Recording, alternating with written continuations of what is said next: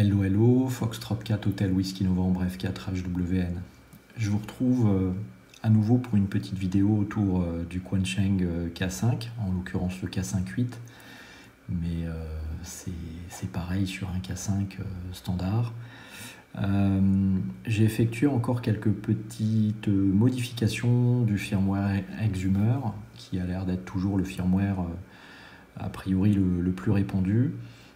J'ai continué à me plonger dans le code source. J'ai carrément fait un fork du projet de façon à pouvoir faire un certain nombre de petites modifications qui me semblaient intéressantes.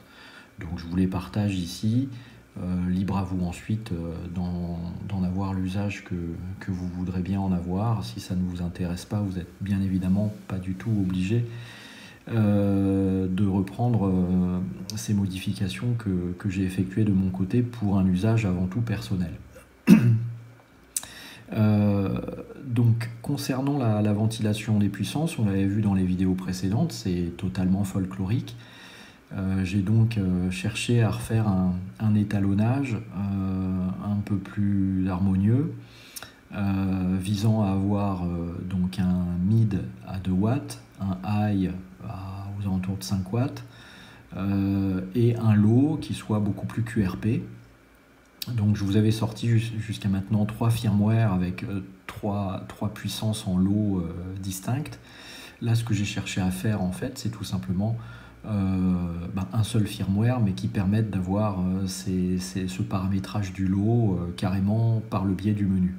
Alors c'est pas encore parfait, mais c'est mieux que ce qu'il y avait avant. Donc l'idée c'est quoi? Au niveau du menu, vous avez désormais en option 61, donc il y avait 60 options de menu par défaut, maintenant il y en a une de plus. Vous avez l'option Set Low. Donc Set Low qui vous permet donc de paramétrer la puissance low de ce poste. Pour l'instant je suis à 125 mW, mais il est possible donc de passer à 250 et éventuellement 500. Alors attention, une chose à savoir, c'est que quand vous faites cette modification, pour qu'elle soit prise en compte, il faut éteindre et rallumer le poste. C'est une contrainte, mais pour l'instant je n'ai pas trouvé comment altérer l'étalonnage des puissances de façon dynamique. Si je retourne sur le menu, là on voit bien que je suis bien à 500 mW, comme je l'avais choisi. Je vais passer par exemple là à 250.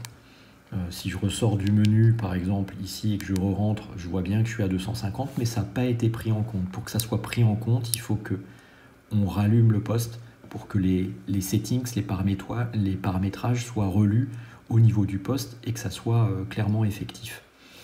Donc vous avez désormais la possibilité donc d'avoir ce choix directement au niveau du menu pour la puissance low, sachant que à chaque fois que vous faites une modification, mais je pense que vous le ferez très très rarement en fait, il suffit tout simplement à chaque modification d'éteindre et de rallumer le transceiver. Alors pour vous donner un petit peu une idée de ce que ça donne, ça va pas être simple pour moi de vous montrer, mais je vais essayer. Donc là je suis à 125 mW. Je vais essayer de vous montrer avec le SWRmet qu'il y a donc ici. Si je pompe à 125, bon, vous voyez, l'aiguille décolle quasiment pas. Je suis à 125 mW en puissance, c'est ras des pâquerettes, c'est très QRP. Bon, si je passe maintenant à donc 250, même chose, j'éteins, je redémarre, je reprends mon SWRmet, et si je pompe, vous voyez, l'aiguille a bougé déjà un petit peu plus. Ok, et si je me mets cette fois donc à 500 mW, pareil, j'éteins, je rallume. Si on regarde ce qui va se passer, voilà, je suis maintenant à 500 mW. Voilà, donc bon, les mesures sont pas super précises. En plus, j'étais obligé de prendre le SWR mètre dans la main, mais bon, c'est pas des conditions de mesure très parfaites, mais voilà, j'essaye de faire avec les moyens du bord. C'est compliqué pour moi, sinon je suis obligé de tenir le smartphone et de faire les modifs, c'est l'enfer. Au passage, autre modification que j'ai faite, mais qui est plus cosmétique, c'est en bas ici, vous avez à chaque fois le numéro d'index du menu sur lequel vous vous trouvez. Par défaut, sur le firmware Exhumer, je crois que vous avez un point ici. Moi, j'ai mis un slash. Donc, par exemple, là, step, c'est l'option 1/61. Donc, voilà. Bon, c'est un détail, mais c'est une des modifications également que j'ai faites. On va parler maintenant d'une autre modification. Je change d'outil de mesure. Voilà, ça je le bouge.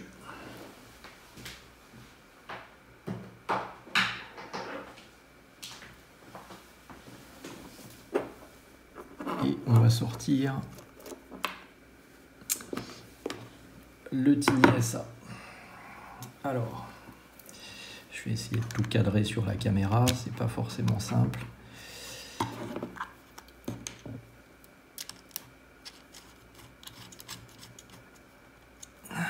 Alors, est-ce que j'arrive à tout mettre? Oui, plus ou moins. Alors, donc là, j'ai un Tiny SA. Je vais me mettre en mode générateur de signal. Et plus précisément, donc sur la fréquence de travail 145-500 MHz et en FM. Alors pourquoi je fais ça? Bah, tout simplement parce qu'un autre sujet sur lequel j'ai travaillé, c'est le S-mètre. Alors moi je suis désolé, mais le S-mètre du firmware Exhumer, et je l'ai testé également sur d'autres firmware comme le firmware IJV, pour moi je trouve ça complètement folklorique. Alors moi j'ai essayé de coller un peu plus aux recommandations Yaru, et notamment recommandations qui disent que si on injecte un signal à moins 93 dBm, on devrait avoir un signal à S9. Et on va le voir. Voilà, pardon, je sors. Donc j'injecte du moins 93 dBm. Ici, on lit moins 90.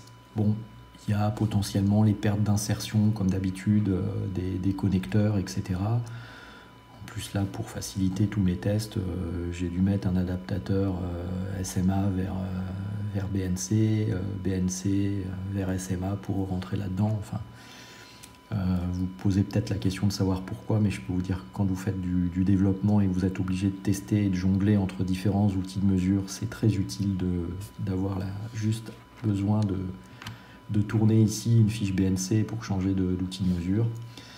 Donc voilà, toujours est-il qu'à moins 93, là j'ai moins 91 ici et j'ai bien un signal à donc S9.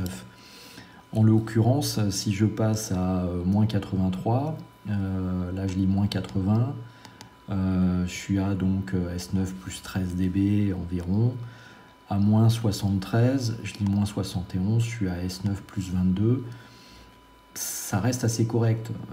Moins 83, ça devrait être S9 plus 10, et moins 73, ça devrait être S9 plus 20. Bon, donc vous voyez, c'est pas mal. Si on va dans l'autre sens, donc moins 93, on lit moins 91 ici, S9, ok. Si je passe à moins 103, je suis à S7. Hein. Ce qui est plutôt assez sain, puisque voilà, encore une fois, on part du moins 93 à S9. Donc l'étalonnage comme ça du S-mètre me semble beaucoup plus proche, disons, de ce qui devrait être la norme. Voilà. Alors je ne reparlerai pas des points S qui seraient censés avoir 6 dB d'écart et qui en font plutôt 3, mais en tout cas chez certains fabricants. Mais voilà, là j'ai essayé d'avoir un étalonnage un peu plus carré. Donc voilà, ce firmware modifié, bon, je pense que le code source ne vous intéresse pas particulièrement, mais voilà, je vous ai mis en ligne le binaire. Je vous indiquerai dans les commentaires où vous pouvez éventuellement le trouver. Vous aurez donc ces petites améliorations. Bien évidemment, je ne le répéterai jamais assez, je décline toute responsabilité si vous briquez votre Quansheng ou s'il y a des problèmes divers et variés. Hein, je suis responsable de rien. Moi, c'est la version que j'ai modifiée, c'est la version que j'utilise. Maintenant, je n'oblige personne. Donc vous aurez les liens pour récupérer ce firmware si vous en avez envie. Souvenez-vous encore une fois, si vous modifiez la puissance en low, depuis le menu, vous éteignez, vous rallumez le poste pour que ça soit pris en compte. Ensuite, si vous ne la modifiez plus, pas besoin d'allumer ou de rééteindre. Hein. C'est juste à chaque fois que vous faites une modification sur le low, voilà. C'est une petite contrainte. Peut-être que j'arriverai à fixer cette contrainte dans un avenir proche, mais pour l'instant, je n'ai pas trouvé comment. En complément, quelques petites informations sur les firmwares alternatifs. Donc Exhumer continue donc son développement, bien évidemment, même si là, il semble que ce soit un peu ralenti, mais enfin, c'est la période aussi de congé, la période des fêtes, etc. Il a peut-être aussi d'autres choses à faire. On entend de plus en plus parler du firmware IJV. Alors le firmware IJV présente des avantages. Vous pourrez aller voir dans la documentation. Attention, si vous êtes fan du bandscope, a priori, il n'y aura jamais de bandscope sur le firmware IJV. Donc on en arrive à cette situation où il faudra peut-être un jour avoir plusieurs K5 de façon à en fait profiter des avantages de tel ou tel firmware par rapport à d'autres. C'est des problèmes de riches, mais bon, on parle d'un pocket qui coûte pas trop cher non plus, on n'est pas obligé de faire un crédit revolving. Ce que je trouve par contre très très intéressant, c'est le projet Reborn Fag CI, donc Foxtrot Alpha Golf Charlie India. On en entend parler là depuis quelques jours. Moi j'ai testé une version en cours de développement.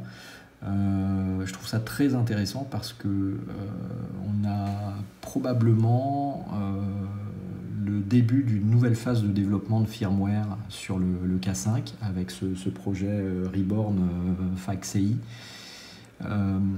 Tous les firmwares qui ont été développés jusqu'à maintenant ont une certaine tendance à, disons, déjà ils partent tous de la même origine, hein, donc une implémentation du firmware ouvert pour le K5, et puis chacun ensuite a rajouté ses petites fonctionnalités.